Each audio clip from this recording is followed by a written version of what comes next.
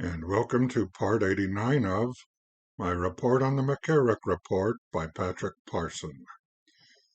In Chapter 24, McCarrick's activity on Holy See decision-making during the first 18 months of Archbishop Viganò's tenure as Apostolic Nuncio, fall 2011 to spring 2013, we continue Section B, information received by Nuncio Viganò from Priest 3, and Cardinal Re's instructions to Viganò, August to November 2012.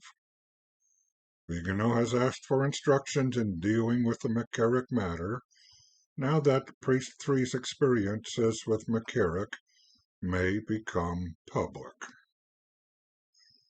On September 8, Nuncio Viganò wrote a second letter to Cardinal Re, attaching an invitation from the September 2012 issue of the Archdiocese of Washington's clergy newsletter titled, "Ever Considered the Priesthood? Join us for a men's discernment dinner with Cardinal McCarrick." Viganò said he had contacted Archbishop Worrell, Archbishop of Washington, who responded that he was not aware of the initiative. I guess we can be charitable by asking, how can we reasonably expect an archbishop to know what's going on in his archdiocese? He certainly wouldn't be expected to read his own archdiocese newsletter, now would he? A footnote on page 383 says Worrell remembered Viganò calling him to ask why the archdiocese was holding events with McCarrick when McCarrick was supposed to be keeping a lower profile. Worrell replied to Viganò, "Well, if you want me to tell him to keep a lower profile, I will." Worrell also claimed Viganò never gave him any reason to believe the call related to allegations of sexual misconduct. Archbishop Worrell did call Viganò back to tell him the meeting would not take place. In turn, Viganò suggested to Cardinal Re it would be opportune that new directives be communicated to him in light of this situation. Cardinal Re sent a letter back to Nuncio Viganò on September 12, 2012, making the following points. First, to confidentially verify the reliability of Priest 3 by inquiry of the clergy of Metuchen Vicar or Vicar General, but without mentioning accusations against either Cardinal McCarrick or Bishop Butkowski. Viganò should then reply to Priest 3 for clarification of the accusations to determine if they are true or not.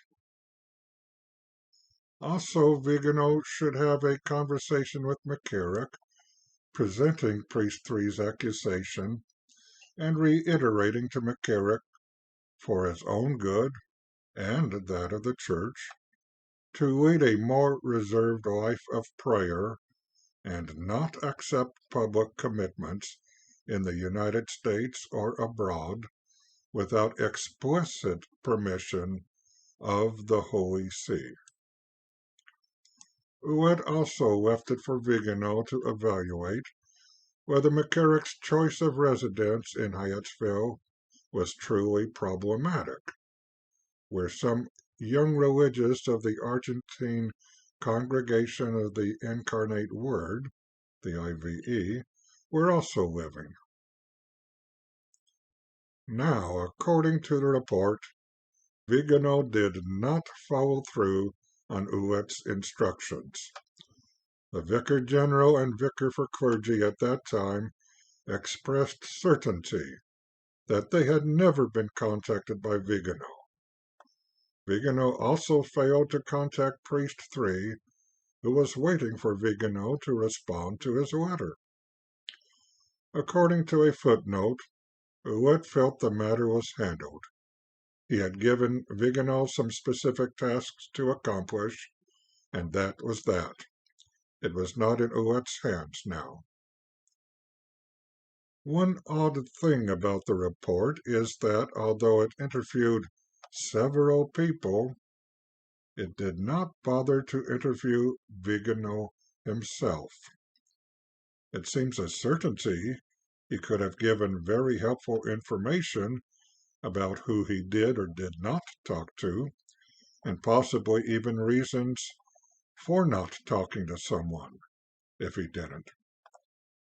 One must wonder why the report does not bother to interview such a key figure in the McCarrick case. Now, talking about key figures, how key is Christ in our lives? If we consider ourselves Christians, are we living up to how a Christian should be living, especially in working for the salvation of souls? Let us recite a special prayer the Mother of Christ has given us, the Fatima Prayer. O my Jesus, forgive us our sins, save us from the fires of hell, and lead all souls to heaven, especially those in most need of thy mercy.